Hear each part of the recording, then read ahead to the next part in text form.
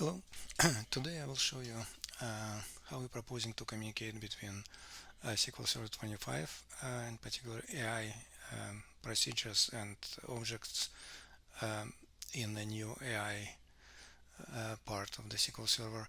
We use NVIDIA NIM to accelerate particular embedding, but it should work for other AI-related functionality. On the left side is SSMS, the latest SSMS working with SQL Server, and this part is running on a Windows VM, and this is the client window of Linux VM. Both VMs running on the same physical machine. It means it's a local communication, and in the same stuff will be, instead of Linux machine, you can run without VMs with WSL2 and SSMS.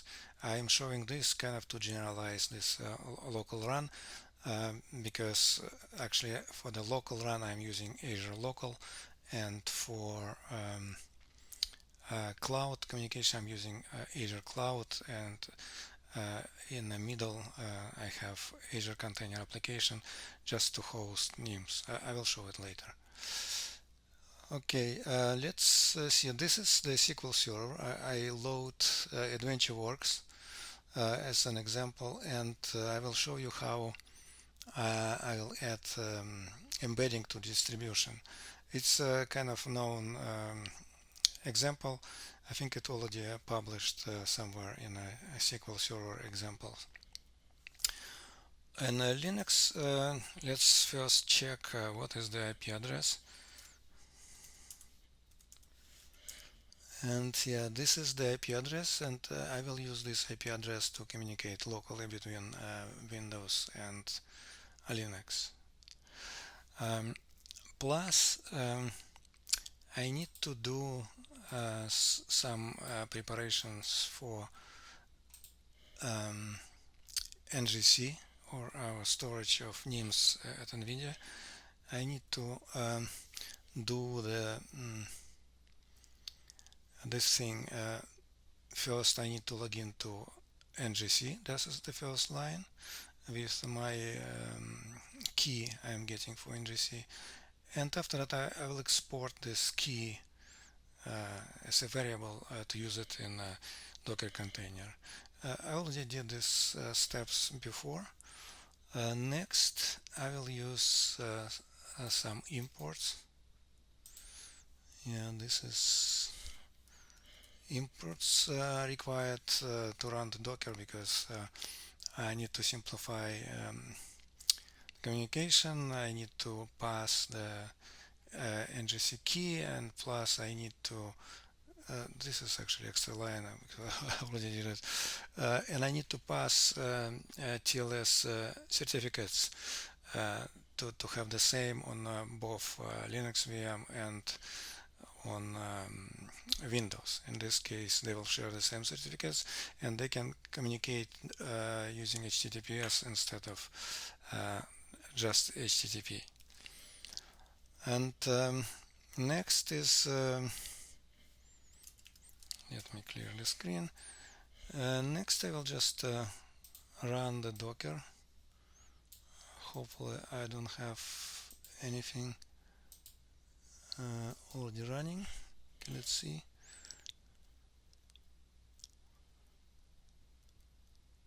Yes, you see I'm starting the NIM container. It show me some outputs, and it will finish kind of waiting for the request to the application service. And the same actually will be in here. If I go to containers, you can see in here I'm using this is the name of the container, and I'm using Docker Hub with the private repository, because that's private for Azure Container Application. And then here I'm using this NGC. This is the name of NGC, and this is the model. And after that, kind of once you run it, you have this instance running, and To show the communication, I will just go to this logging and demonstrate how it will be uh, communicated with the SQL Server. Okay, now NIMs, both servers are running. One is local, one is remote. And first, let's check what do we have. See, I have several procedures. One is just showing what do we have in embedding table. If I run it, right now I don't have anything here. And next I will demonstrate how to use this procedure, stored procedure is SP invoke external REST point, which is introduced in the latest SQL Server. Using this procedure, I will get embeddings from the local environment and from the cloud. I will use this procedure and see I'm calling this procedure, and in the beginning I will call it on the cloud. Let's say let's populate like 4 rows with embeddings. Let's run it. Okay, now let's check what, and you saw kind of the post command on this cloud. Now let's, if we will see what do we have here. Yeah, you can see we create 4 rows, and we only populate this. I have 2 columns. One is populated by procedure and another will be populated with another object in a SQL Server. Now if you go back here and instead of this URL ngc test, use this, remember this IP address of the local. I will use this IP address. And now if I run and create, let's say 5 rows, let me execute it, and you see Linux is responding. And now if I go here and execute, now we have 9 here, 4 and 5, and this is embeddings I did calculate. The next approach is using external model, and this is the external model creation that's introduced in SQL Server. Again, the new feature, and let's run first local, and after that NGC part. I'm specifying location. Let's create. Model is created. We can double check. Yeah, this is the model, and see it's using local IP address. And after that, if I go to this is the procedure I'm saving in SQL Server, and it's using this object AI generate embeddings. It's a different approach to get the embeddings. And now I'm just specifying model, and let's say I will specify 3 elements to get, and that's on a local. See, we're calling local. If you go back to select, we're supposed to get here. If you run, yes, you can see we have 3 items generated using another approach, and they matching because it's the same NIM is using. And now if we go and check the same thing against the remote cloud, we need to basically change the model, use ngc test location instead of the local. In this case, let's modify it. I will do simple change.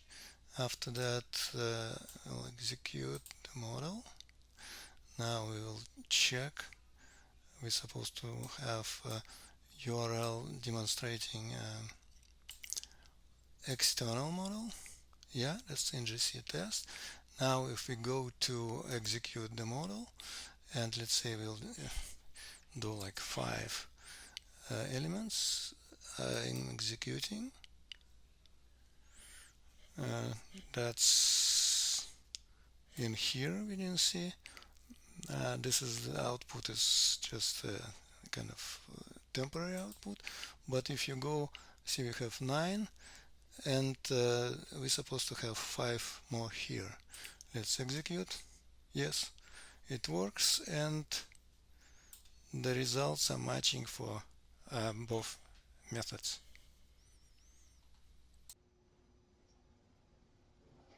And now I can show you how can we use these embeddings to do the vector search in SQL Server.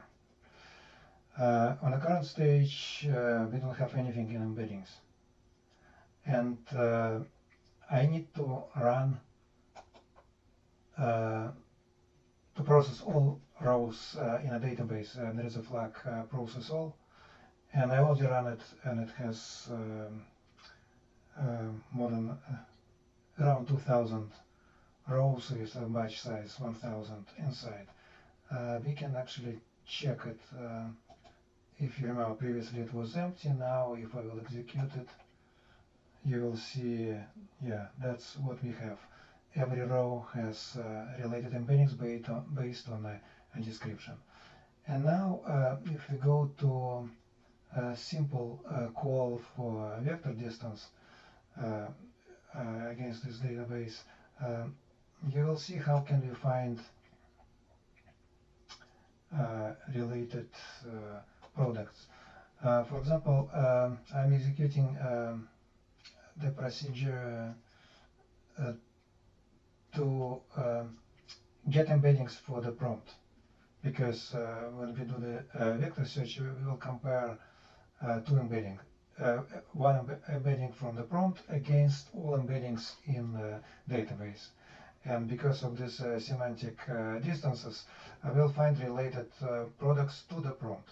For example, here I'm using Russian question about show me products for cross-country driving.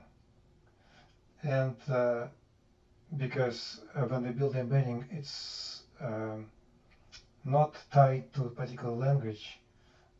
In this case, when we run it, we're supposed to get products related in different languages. That's actually the idea which was used in a presentation by Bob Ward on GTC 2025. Okay, let's try it now with the new simplified approach. I will run it and see we generate embeddings only once, and we got this 20 products, and plus it's not only distance. See, we're using distance, and we're using another filter based on safety stock level, which is saved in the product database. For example, if we will change it and run again,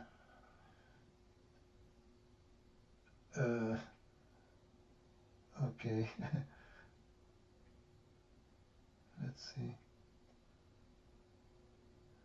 Yeah, now we have only for safety stock levels greater than 100. It means 100 is not included, and we have different distances, and it's slightly worse because some of them kind of, we know for 100 we have something closer. And again, we had just one call for the prompt to get it.